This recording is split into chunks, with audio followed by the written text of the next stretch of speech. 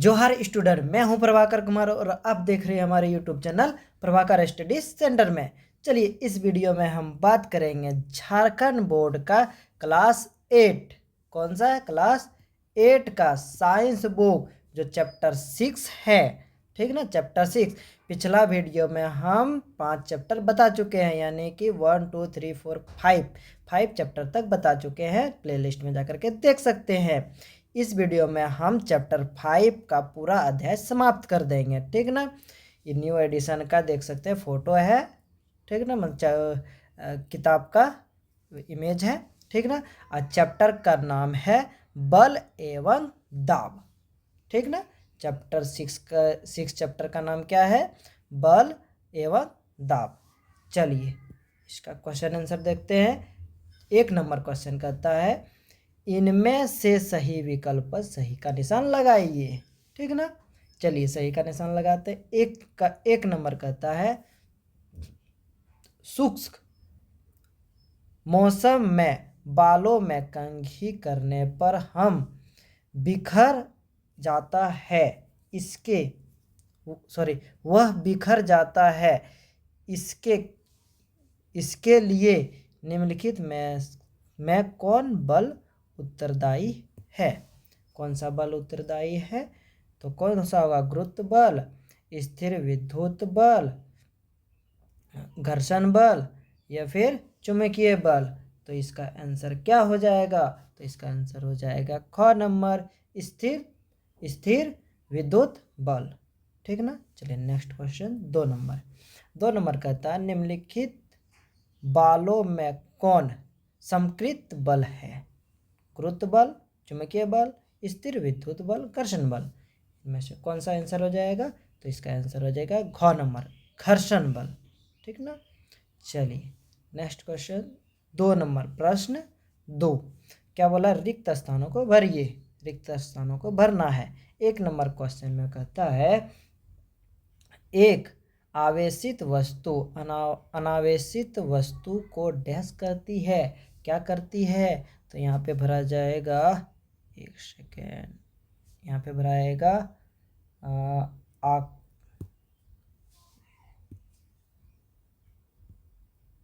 आकर्षित।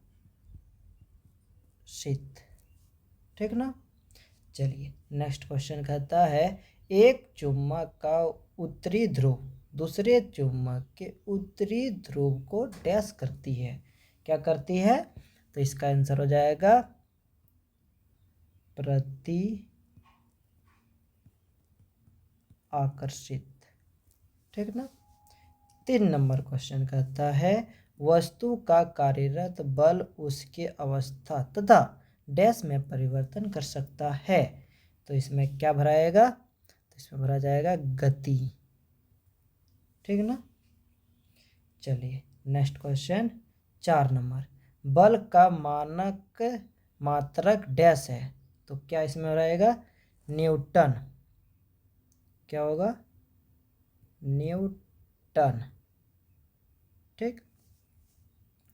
5 नंबर एकांक डैश पर कार्यरत बल दबाव कहलाती है।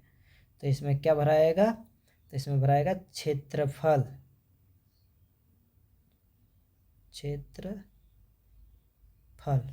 ठीक ना, चलिए नेक्स्ट क्वेश्चन 6 नंबर द्रव में दबाव गहराई के बढ़ाने से डैश है। तो क्या है इसमें, तो क्या होता है, बढ़ता है। ठीक ना, चलिए 7 नंबर धनुष को खींचने के लिए धनुर्धर बल लगाता है, इसके कारण इसकी डैश में परिवर्तन होता है। तो इसमें क्या परिवर्तन होता है, आकार में। क्या परिवर्तन होता है, आकार में। धनुष कैसे बनेगा, इस प्रकार। तो तीर जो रहेगा इसको टानेगा ना, इधर। ठीक, आदमी तो यहाँ पे रहेगा। ठीक, यहाँ पे क्या करेगा, टानेगा, इसको टानेगा तो क्या होगा, आकार में परिवर्तन होगा। चलिए 8 नंबर कहता है धनुष को खींचने के लिए धनुर्धर द्वारा लगाया गया बल्ब डैश बल्ब का उदाहरण है। तो किसका उदाहरण है? तो इसमें हाथ से खींचेगा तो हाथ क्या होता है? पेशीय बल लगाता है। तो इसमें क्या होगा आंसर? पेशीय, अच्छा पेशीय बल, एक सेकेंड, यहाँ पे पेशीय बल हो जाएगा। ठीक। 9 नंबर क्वेश्चन कहता है तीर के गति की दिशा में परिवर्तन के लिए डैश बल उत्तरदायी है। तो इसमें आंसर हो जाएगा गुरुत्वीय बल का उत्तरदायी है। ठीक ना, गुरुत्वीय बल लाएगा। ठीक ना। चलिए नेक्स्ट क्वेश्चन इधर 3 नंबर कहता है जब बैलून में हवा भरी जाती है तो उसके आकार एवं आकृति में परिवर्तन क्यों होता है? क्यों होता है? चलिए देखते हैं। बैलून में लचीलापन अधिक होता है। ठीक ना, यहाँ ऊपर नीचे होता रहता है। ठीक ना, दाबिएगा तो ऊपर नीचे होता है ना, यानी लचीलापन अधिक होता है तथा इसके आकार एवं आकृति में परिवर्तन हवा के दाब के कारण होता है। किसके कारण होता है? हवा के दाब के कारण। ठीक ना। चलिए हवा के दाब के कारण हो जाता है। नेक्स्ट क्वेश्चन 4 नंबर, किसी वस्तु के कार्यरत बल को दोगुना कर दिया जाए तो उस वस्तु का आरोपित दबाव किस प्रकार परिवर्तन होता है? तो किस प्रकार? दबाव बराबर बल बटा क्षेत्रफल, यानी इसको आप फिर से यदि लिखना चाहेंगे तो इस तरह लिख सकते हैं, दबाव बराबर बल बटा क्षेत्रफल, आप इस तरह भी लिख सकते हैं। ठीक ना, यानी को हम दूसरी भाषा में कह सकते हैं किसी वस्तु पर कार्यरत बल को दोगुना कर दिया जाए तो उसके क्षेत्रफल में कमी हो जाती है तथा इससे दाब को बढ़ाया जाता है। यानी कि देखो दबाव को क्या करेंगे? दोगुना कर देंगे तो क्षेत्रफल में क्या होगा? कमी आएगा ना, तो यानी 1/2 हो जाएगा। तो 2 वो क्षेत्रफल भी लिखेंगे तो 1 ऊपर में बल रहेगा, नीचे में 2 रहेगा। देखो तो 2 था इसका, लेकिन इसका 1/2 हो गया, यानी कि इसका 1 भाग हो गया। ठीक ना, यानी 2 था तो 1 हो गया, क्षेत्रफल 1 हो गया। ठीक ना, यानी उसका भगा हो जाएगा, 2 का भगा करेंगे तो 1 होएगा ना, यानी 2 गुना 1/2 करेंगे तो कट्टू यानी कि 1 आया ना, यानी क्षेत्रफल 1 रहेगा तो दबाव बढ़ जाएगा, यानी दोगुना हो जाएगा। ठीक ना, ये 3 गुना होगा तो उससे मतलब ये 1/3 गुना हो जाएगा। ठीक ना, यानी 3 से भाग देना पड़ेगा। चलिए नेक्स्ट क्वेश्चन देखते हैं 5 नंबर क्या कहता है, उस राशि का नाम बताइए जिसका मानक क्या है? न्यूटन, यानी कि बड़ी एन से दर्शाते हैं न्यूटन को। ठीक ना, है। उत्तर हो जाएगा इसका बल। ठीक। 6 नंबर क्वेश्चन कहता है विपरीत दिशा में कार्यरत बलों यानी F1 तथा F2 का परिणामी बल कितना होगा? यानी F2 माइनस F1 करना है। ठीक ना, कार्यरत बल क्या होगा? विपरीत, यानी कि इस वो F2 जो जितना बल लगाएंगे उसका मतलब फोर्स, F मतलब फोर्स यानी बल लगाना है, यानी F1 जितना लगाएगा उतना घटा कर देना है F2 में। ठीक। चलिए नेक्स्ट क्वेश्चन 7 नंबर, जब किसी वस्तु को ऊंचाई से गिराया जाता है तो उसकी चाल लगातार बढ़ती है, चाल में परिवर्तन करने वाले बल का नाम बताइए।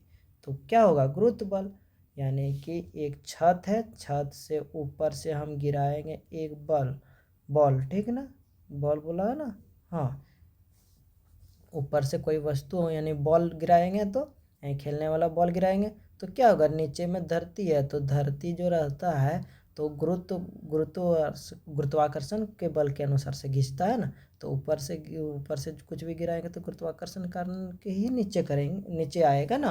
ऑटोमेटिक ही गुरुत्वाकर्षण क्या करता है, खींच लेता है, गुरुत्व बल लगता है। ठीक, चलिए 8 नंबर क्वेश्चन क्या कहता है, जब कंघी को सूखे बाल से रगड़ा जाता है तो वह कागज के छोटे छोटे टुकड़ों को आकर्षित करता है। यानी बाल को जो सूखा बाल में कंघी रगड़ते हैं तो क्या करता है, छोटा छोटा जो कागज उसमें दे देंगे ना तो क्या करे, आकर्षित करने लगता है। इस प्रक्रिया में कौन सा बल कार्यरत होता है, यानी क्या कार्यरत करता है, तो अभी तुरंत तो थोड़ा देर पहले क्या बोले थे, स्थिर विद्युत बल कार्यरत करता है। ठीक ना, चलिए देखते हैं नेक्स्ट क्वेश्चन 9 नंबर। जमीन पर बिखरे लोहे के पिन को इकट्ठा करने के लिए कौन से बल का उपयोग किया जाता है, तो कौन सा बल, चुंबकीय बल का उपयोग करते हैं। ठीक ना, चुंबकीय बल का। ठीक ना, चलिए यानी फोर्स, बल मतलब फोर्स। 10 नंबर क्वेश्चन क्या कहता है, एकांक क्षेत्रफल पर कार्यरत बल को क्या कहते हैं, तो दाब कहते हैं, यानी दबाव भी बोल सकते हैं। ठीक ना, दबाव भी बोलो या फिर दाब बोलो। चलिए नेक्स्ट क्वेश्चन 11 नंबर, क्या द्रव द्वारा लगाया गया दबाव आधार के क्षेत्रफल पर निर्भर करता है, तो क्या वो कहेंगे हाँ। अभी तुरंत तो बोले क्षेत्रफल पर 2 गुना हो जाएगा यदि दाब, तो क्षेत्रफल क्या होगा उसका कम हो जाएगा। ठीक ना, तो वही तो बताए कि इसका आधा हो जाता है, जितना 2 गुना हो गया तो इसका आधा हो जाएगा, ये बोला क्षेत्रफल, तो निर्भर तो करता है क्षेत्रफल पे, इसीलिए बोलेंगे हाँ द्रव द्वारा लगाया गया दबाव आधार के क्षेत्रफल पर निर्भर करता है। ठीक, चलिए 12 नंबर क्वेश्चन, क्या द्रव का दाब गहराई पर निर्भर करता है, कैसे, यदि ये बोला करता है तो कैसे, तो क्या बोलेंगे हाँ द्रव का दाब गहराई पर निर्भर करता है। ठीक ना, कैसे देखते हैं, द्रव के अंदर किसी वस्तु पर लगने वाला बल उसके ऊपर स्थित द्रव के वजन के कारण होता है। यानी द्रव, देखिए यहाँ पे दिखाए हैं, एक फिगर दिखाए हैं। ठीक ना, फिगर में क्या किया, यहाँ पे जल है। ठीक ना, ये एक गिलास है, गिलास में एक गिलास है, गिलास में क्या है, पानी है। ये क्या है, पानी है। पानी है तो अरे ये नीचे में जो है ना इसमें छेद कर दिए हैं, क्या किए हैं, छेद करके अब पानी निकल रहा है, यानी ऊपर का जो दाब पड़ रहा है पानी का दाब। ठीक ना, तो क्या कर रहा है, इधर से छेद से इतना दूरी तक ले रहा है। ठीक ना, जितना ऊपर में दाब पड़ेगा, देखो तो सबसे नीचे ये बोला तो इसमें सबसे ज़्यादा दाब लगेगा, तो दाब लगा तो देखो दूरी भी इसका बढ़ गया। ठीक ना, अब ऊपर में यदि हम छेद किए तो इसका पानी का जो दाब रहता है वो तो कम होगा, तो इसीलिए ये क्या हुआ, सबसे कम दूरी पर ये गिरा पानी। ठीक ना, अब बीच में किए तो थोड़ा इसके भी कम, इससे मतलब थोड़ा कम दाब हुआ, थोड़ा ज़्यादा हुआ, सॉरी, ये ऊपर से थोड़ा ज़्यादा दाब किया पानी। ठीक ना, तो ये क्या किया, और ये थोड़ा सा आगे गिराया इस पानी को, ये धरती है। ठीक ना, ये क्या है, समतल जगह धरती। ठीक, उदाहरण के तौर पर एक फिगर भी दिखा दी है। ठीक, अधिक गहराई पर ऊपर के पानी का भार अधिक होगा, जिससे दाब भी ज़्यादा होगा। अभी तुरंत बोले ना कि नीचे का जो है अधिक गहराई, यानी कि नीचे में जो छेदा किए हैं उसमें गहराई ज़्यादा हो गया ना, तो ऊपर का पानी ज़्यादा दाब पड़ गया। ठीक ना, उदाहरण के तौर पर ये भी दिए हैं, तो यहाँ पे देखो उदाहरण के तौर पर क्या लिखे हैं, एक कंटेनर में ऊपर से नीचे तक कई छेद करने पर, वो कई छेद हम कर दिए थे। ठीक ना, सबसे नीचे छेद से पानी सबसे तेज तथा सबसे अधिक दूरी पर गिरता है। देखो नीचे वाला में ज़्यादा दाब पड़ा था, इसीलिए देखो ज़्यादा दूरी में गिर रहा है ना, जो दर्शाता है कि सबसे अधिक गहराई पर दाब क्या होता है, अधिक होता है। ठीक ना, यानी गहराई जितना होगा उतना ज़्यादा दाब पड़ेगा। ठीक, चलिए नेक्स्ट क्वेश्चन देखते हैं 13 नंबर, बल के विभिन्न प्रभावों का उल्लेख कीजिए। ठीक ना, प्रभावों का देखते हैं। बल का प्रभाव क्या है, निम्नलिखित है। ठीक, बल के विभिन्न प्रभाव निम्नलिखित है। कौन कौन से, 1 नंबर, विरामावस्था में स्थिर वस्तु को गतिशील कर सकता है। ठीक ना, स्थिर रहेगा यानी विरामावस्था में रहेगा यानी एक जगह पे रहेगा, वो क्या कर देगा, गतिशील कर देगा। ठीक ना। चलिए दूसरा बोलता है गतिशील वस्तु को विरामावस्था में ला सकता है। ठीक, तीसरा बोलता है वस्तु के चाल में परिवर्तन कर सकता है। चाल यही तो, इसको हड़गुड़ाए तो ये बॉल मान लो, एक फुटबॉल है तो इसको गति में परिवर्तन करते हैं ना मार करके, तो ये हड़गुड़ा के जाता है ना। चलिए 4 नंबर क्या कहता है, वस्तु की दिशा में परिवर्तन कर सकता है। तो फुटबॉल कभी इस दिशा में जाता है, नहीं इसको तुरंत इधर से चेंज कर देते हैं। फुटबॉल वाला खेलने वाला है ना, खेलता देखता है, इधर से जाता है फिर इधर तुरंत मोड़ देता है इधर, तुरंत फिर इधर मोड़ देता है। ठीक है ना, तो परिवर्तन कर रहा है, दिशा परिवर्तन कर रहा है। वस्तु की आकृति में परिवर्तन कर सकता है, आकृति भी परिवर्तन हो रहा है ना, जैसे चेंज हो रहा है, इधर त्रिभुज फिर गोल फिर इधर से इधर, तब जाके गोल मारता है ना। चलिए नेक्स्ट क्वेश्चन 14 नंबर, बल के विभिन्न प्रकारों का वर्णन करें। चलो करते हैं। बल के मुख्य 5 प्रकार के होते हैं। बल के मुख्य कितने प्रकार के होते हैं, 5 प्रकार के। पहला है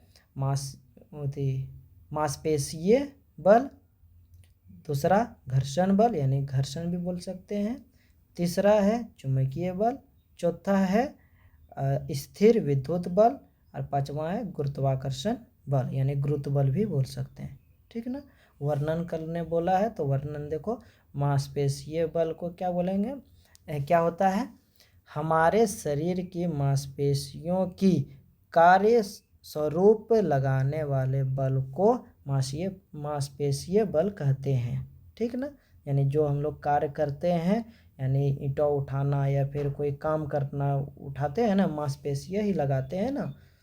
ठीक, चलिए समझ गए, शरीर का यानी शरीर की मांसपेशियों से जो भी कार्य करते हैं हम, उसी को हम क्या कहेंगे, मांसपेशीय बल कहते हैं। ठीक, 2 नंबर कहता है घर्षण बल। अब घर्षण बल किसको कहते हैं, जब एक वस्तु दूसरी वस्तु पर गति करती है तो उनके संपर्क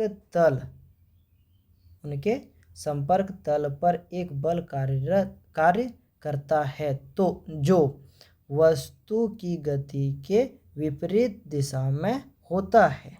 ठीक ना, और उसकी गति को कम करता है, इस बल को ही घर्षण बल कहते हैं। जैसे कि एक पत्थर दूसरे पत्थर को रगड़ेंगे तो पत्थर तो खुरानुमा रहेगा, मान लो इस तरह टेढ़ा, एक पत्थर इस तरह, एक पत्थर इस तरह रहेगा। ठीक ना, रहेगा ना। अब मान लो एक इस तरह रहेगा, और इसको दोनों को सटा करके यदि रगड़ेंगे तो विपरीत रहेगा ना। क्या रहेगा, संपर्क बल पर कार्यरत करता है, वस्तु की गति विपरीत दिशा में कार्य करेगा ना। देखो तो थोड़ा इधर टेढ़ा था, ई इधर था, तो ई दोनों रगड़ाएगा तो यहाँ से क्या निकलेगा, चिंगारी निकलेगा ना। यानी विपरीत दिशा में ई विपरीत दिशा हो गया, क्या हो गया, ई इधर से था और ई इधर से था, खर्चा हुआ जैसा रहता है ना, उबड़ा खुबड़ा, तो उबड़ा खुबड़ा इस तरह इधर से इधर से, तो उबड़ा खुबड़ा रहा तो इसमें टकराने के बाद क्या होता है, चिंगारी निकलता है, इसी को तो घर्षण बोलते हैं। जहाँ चिंगारी निकला वहाँ से घर्षण हुआ। ठीक, चलिए 3 नंबर क्वेश्चन क्या कहता है, चुंबकीय बल। चुंबकीय बल किसको कहता है, चुम्बक के कारण लगने वाले बल को चुंबकीय बल कहते हैं। चुम्बक तो देखे होंगे, चुम्बक तुरंत कांटे को खींच लिया और चुंबकीय बल हो गया। ठीक, 4 नंबर क्वेश्चन, स्थिर विद्युत बल किसको कहेंगे, एक आवेशित वस्तु द्वारा किसी दूसरी आवेशित अथवा अनावेशित वस्तु पर लगाया गया बल स्थिर विद्युत बल कहते हैं। अभी तुरंत स्थिर विद्युत बल के बारे में बताए, किसमें, वो जो बाल में जो कंघी लगा करते हैं ना, वो तो स्थिर विद्युत बल हुआ ना।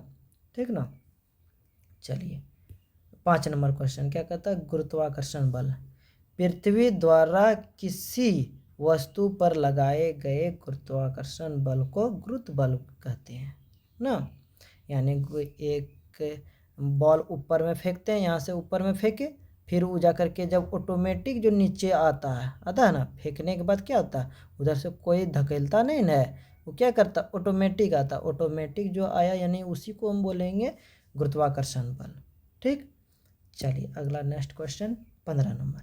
मांसपेशीय बल क्या है? अभी तुरंत मांसपेशीय के बारे में बताए, इसकी एक उदाहरण दीजिए। एक उदाहरण भी देना है। चलिए, मांसपेशीय बल अपने हाथों की मांसपेशियों द्वारा लगाया गया बल को ही क्या कहेंगे, मांसपेशीय बल कहेंगे। ठीक, उदाहरण के तौर पर क्या होगा, टेबल पर रखी गई वस्तु को उठाने में लगा हुआ बल।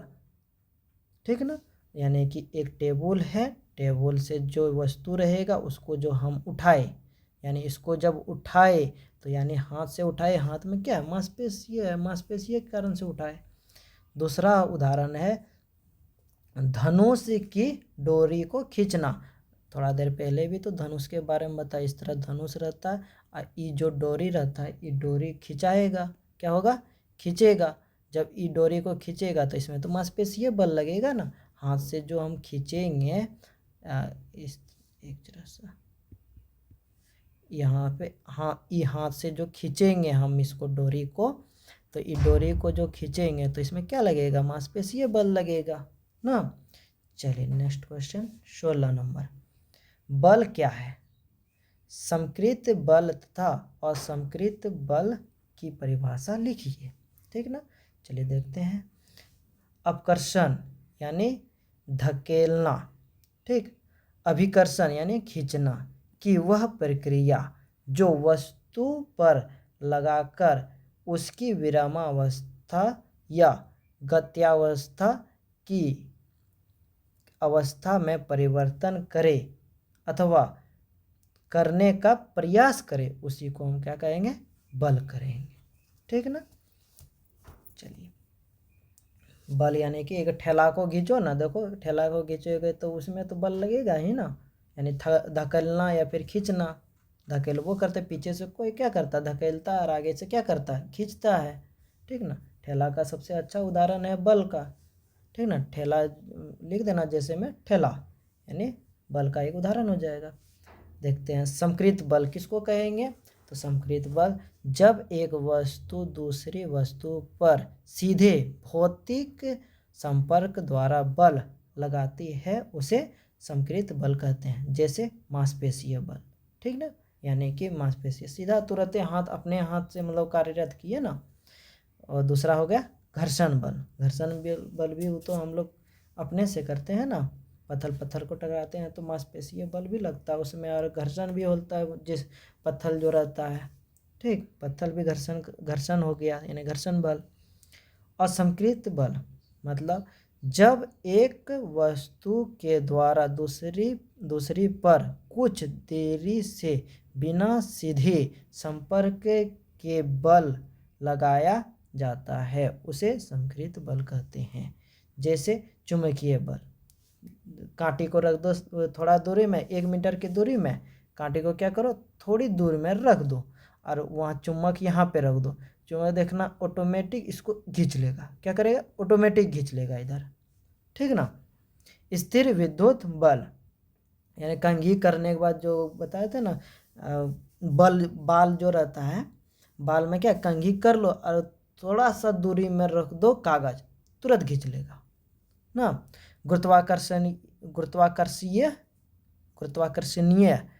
बल यानी गुरुत्वाकर्षण बल, यानी देख लो ऊपर में फेंकते हैं बॉल को, गेंद को, तो ऊपर में फेंकते ऑटोमेटिक खींच लेता है ना, उसको थोड़ा पकड़ के लाते हैं, पकड़ के लाए तो वो अलग हो जाएगा। अब पकड़ के लाए तो समकृत बल, और जो पकड़ के नहीं लाए ऑटोमेटिक खींच लिया उसी को असमकृत बल कहेंगे। ठीक, चलिए नेक्स्ट क्वेश्चन देखते हैं 17 नंबर। संतुलित तथा असंतुलित बल क्या है? ठीक ना, संतुलित बल जब किसी वस्तु पर विपरीत दिशाओं में लगाने वाले परिणामी बल शून्य हो तो उस बल को संतुलित बल कहते हैं। ठीक ना, यानी शून्य, एक जगह पे रह गया उसको शून्य भी होगा ना। जहाँ पे स्थिर है, एगो गेंद मान लो एगो स्थिर है तो उस स्थिर है, ठीक ना, यानी शून्य में है। ठीक, उसका दिशा में परिवर्तन नहीं हो रहा है। चलिए, असंतुलित बल, जब किसी वस्तु पर विपरीत दिशाओं में लगाने वाले परिणामी बल शून्य हो, ठीक ना, तो उसे असंतुलित बल कहते हैं, ठीक ना। यानी कि इसमें एक गेंद था जो कि फुटबॉल था, वो फुटबॉल में एक खिलाड़ी मार दिया तो यानी शून्य नहीं ना हुआ ही, इसमें मार दिया तो अलग दिशा में क्या हुआ, परिवर्तन हो गया, विपरीत दिशा परिवर्तन हो गया, ठीक ना। तो परिवर्तन हो गया तो क्या हो गया, असंतुलित बल हो गया, ठीक ना। चलिए नेक्स्ट क्वेश्चन 18 प्रश्न 18, एक धारदार चाकू धारहीन चाकू की अपेक्षा वस्तुओं को आसानी से काटता है, क्यों? एक धारदार चाकू धारहीन चाकू की अपेक्षा वस्तु को आसानी से काटता है, क्योंकि धार के कम क्षेत्रफल पर बहुत कम बल लगाने पर भी दाब अधिक लगाता है और वस्तु आसानी से कट जाती है। देख लो यहाँ पे थोड़ा ई वाला ऊपरी जो सतह रहता है ना, ये यदि मोटा रहेगा ना तो बहुत लेट करके कटेगा। जैसे कुल्हाड़ी रहता है, कुल्हाड़ी जो रहता है ना इस प्रकार, तो इसका धार जो रहता है, इसका क्या रहता है, धार देखे होंगे, यदि इसका धार नहीं रहेगा ना तो जल्दी लकड़ी नहीं कटेगा, और बहुत ज़्यादा इसका क्षेत्रफल मतलब बहुत कम रहेगा, यानी कि एकदम बहुत पतला रहता है, तो क्या होता है, तुरंत लकड़ी कट जाता है। लकड़ी जो रहता है वो क्या करता है, तुरंत काट देता है, काटता है ना। तो ये जो धार है, ये जितना भी क्षेत्रफल इसका कम रहेगा उतना जल्दी कट जाएगा, और इसका क्षेत्रफल जितना ज़्यादा रहेगा यानी मोटाई ज़्यादा रहेगा तो उतना लेट करके कटेगा, ठीक है ना। चलिए 19 नंबर प्रश्न 19 क्या बोलता है, वायुमंडलीय दबाव से क्या समझते हैं, इसका क्या कारण है, क्या कारण देखते हैं।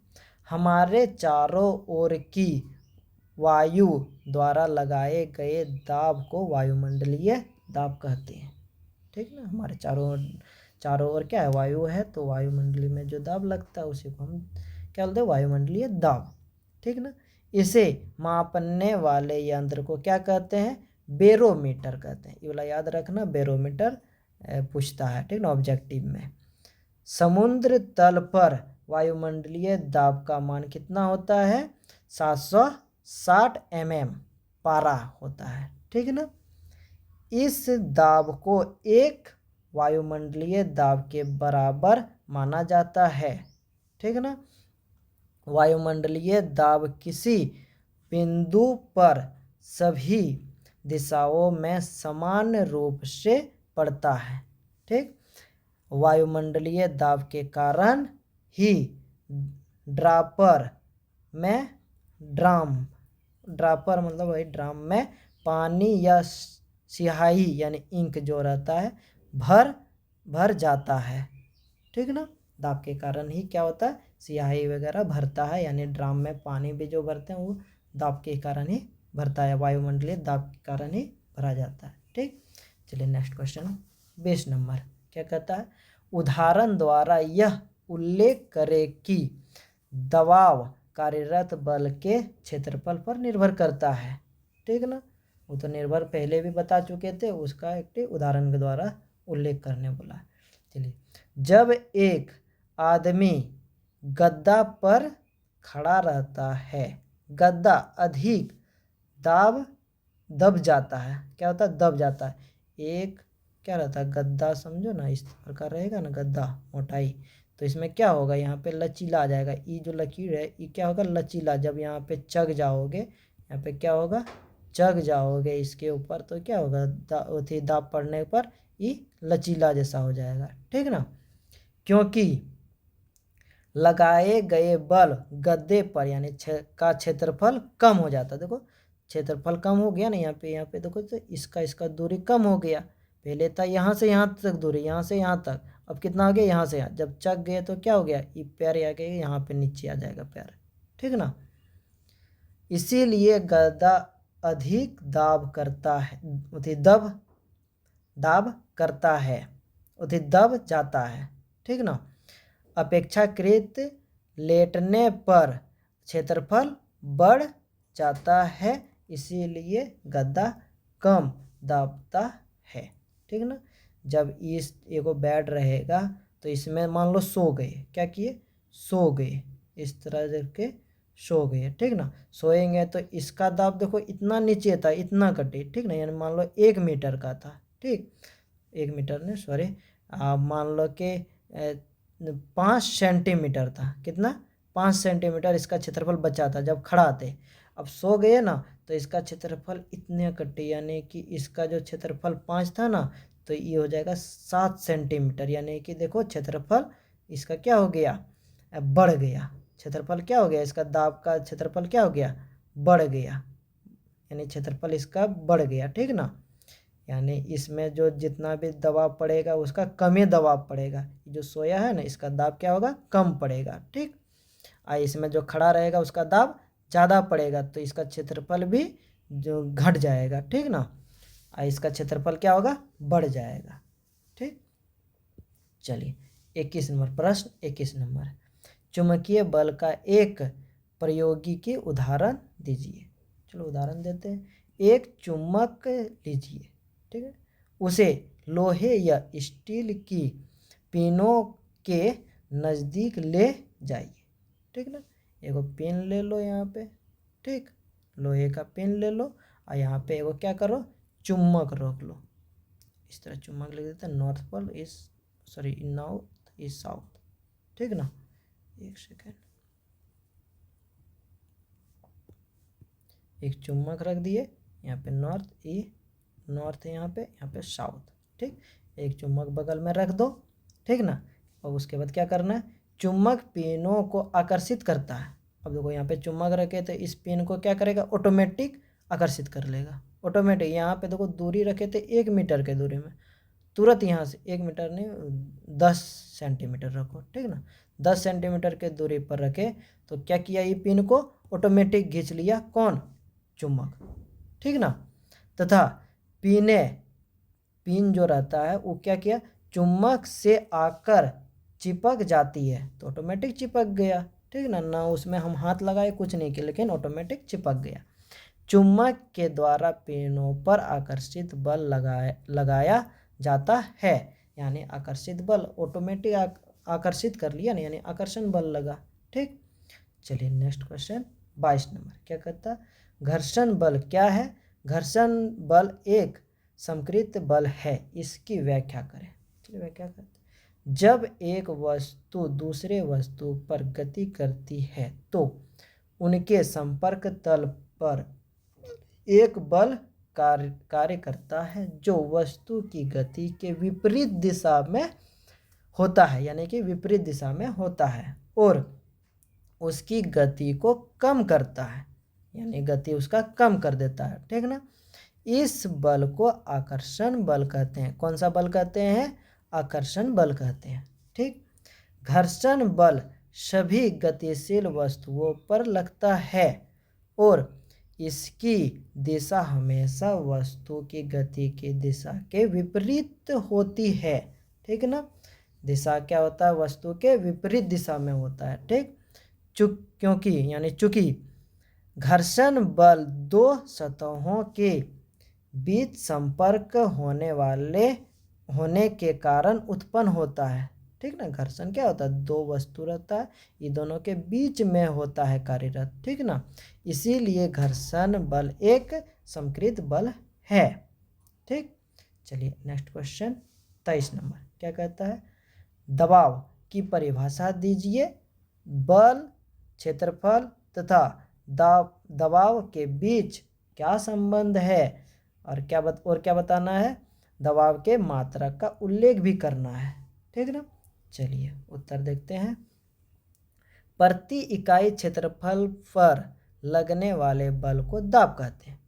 दे दिए परिभाषा, दबाव किसको कहते हैं, प्रति इकाई क्षेत्रफल पर लगने वाले बल को क्या कहते हैं, दबाव कहते हैं। तो संबंध क्या है, ठीक ना, बल, क्षेत्रफल और दाब के बीच क्या संबंध है? तो संबंध है दबाव बराबर बल यानी फोर्स बटा क्षेत्रफल। ये तो पिछले भी बताए थे, यही तो संबंध है, ठीक ना। अब दबाव के मात्रक का उल्लेख करते हैं। क्या होगा? दबाव का मात्रक न्यूटन प्रति वर्ग मीटर होता है, जिसे पास्कल कहते हैं, ठीक ना। इसको क्या बोल सकते हैं? पास्कल भी, यानी इसके जगह पास्कल भी दे सकता है, ठीक ना। इसका एसआई मात्रक भी पार्सल होता है, ठीक ना। यानी इसका एसआई मात्रक क्या हो जाएगा? पार्सल। जब एसआई मात्रक पूछेगा पार्सल, ठीक ना, और मात्रक भी पूछेगा, सिर्फ मात्रक बोल देगा तो पर भी पार्सल लिख देना। अब पार्सल में यदि ऑप्शन में नहीं होगा तो न्यूटन प्रति वर्ग मीटर भी होगा। इसमें से तीनों में से जो होगा लिख देना, ठीक ना, यानी टिक मार देना। चलिए next question 24 number. School bag में चौड़ी पट्टियाँ लगी रहती है, क्यों? स्कूल का जो बैग रहता है उसमें चौड़ी पट्टी रहता है ना, तो क्यों रहता है? चलिए देखते हैं। पट्टियों के क्षेत्रफल के अधिक होने के कारण कम हो जाता है, यानी बल हमको कम लगता है। जितना उस बैग में जितना भी भरेंगे ना हमको कम बल लगेगा, ठीक ना। तथा दबाव कम उत्पन्न होता है, यानी जो दाब पड़ता है कंधा में उतना दाब क्या होगा? कम लगेगा। जितना चौड़ा रहेगा उतना कम बल लगेगा, ठीक ना। कम दबाव के कारण स्कूल बैग ढोना अत्यधिक सुविधाजनक होता है। बोले ना, अच्छा लगता है। यदि ज़्यादा चौड़ा रहेगा ना तो उतना अच्छा बैग में हमको लेने में, जितना जितना देखता छोटा छोटा बच्चा ले जाता है एकदम बहुत बड़ा बड़ा, मतलब बहुत सारा ले जाता है किताब, बहुत इतना बड़ा एकदम क्या था उसका मोटाई बढ़ जाता है। बैग का क्या होता है? मोटाई बढ़ जाता है, यानी बहुत सारा किताब लेके चल जाता है। कैसे ले जाता है? उसका पट्टी जो रहता है ना वो ज़्यादा मोटा रहता है, ठीक ना। इसी कारण से तो छोटा छोटा बच्चा उतना उतना बड़ा बड़ा मतलब भारी भारी बैग लेके चल जाता है, ठीक ना। इसीलिए स्कूल बैग में चौड़ी पट्टियाँ लगी रहती है, ठीक ना। चलिए नेक्स्ट क्वेश्चन 25 नंबर। हवा हमारे शरीर पर दबाव डालती है, लेकिन हम इसका अनुभव नहीं कर पाते हैं, क्यों? यानी हमारे शरीर में दबाव डालता है लेकिन हम लोग अनुभव नहीं कर पाते, क्यों? हमारे शरीर पर दबाव डालती है, लेकिन शरीर के भीतर का दबाव वायुमंडलीय दाब से अधिक होता है, इसीलिए इसका अनुभव नहीं कर पाते हैं। समझ गए? भीतर में जो दाब होता है, हमारे शरीर के जो भीतर का जो दबाव होता है वो वायुमंडलीय दाब से अधिक होता है, ठीक ना। इसीलिए तो अनुभव नहीं कर पाते हैं, ठीक ना। चलिए ख़त्म हो गया। चलिए यहाँ क्वेश्चन आंसर हम टोटल बता चुके हैं, ठीक ना। चैप्टर 6 ख़त्म हो गया है, चैप्टर 6 ख़त्म हो गया है, ठीक ना। हम बता दिए इस वीडियो में टोटल। चैप्टर 7 अगला वीडियो में देखेंगे। अब पिछला वीडियो का यदि नहीं देखे हैं तो प्ले लिस्ट में जा कर के देख सकते हैं, ठीक ना। इस चैनल में हम चैप्टर वाइज क्लास 8, क्लास 9 और क्लास 10 का हम टोटल सब्जेक्ट हम बताने जाएंगे, यानी चैप्टर वाइज हम सारा क्वेश्चन आंसर कर देंगे, ठीक ना। इसमें क्वेश्चन आंसर पूरा अध्याय मतलब समाप्त कर दिए हैं। चलिए मिलते हैं नेक्स्ट वीडियो में 7 चैप्टर लेकर के। तब तक के लिए थैंक यू। और यदि हमारे चैनल को अभी तक सब्सक्राइब नहीं किया तो चैनल को भी सब्सक्राइब करके रख लेना, ठीक। मिलते हैं नेक्स्ट वीडियो में, तब तक के लिए थैंक यू।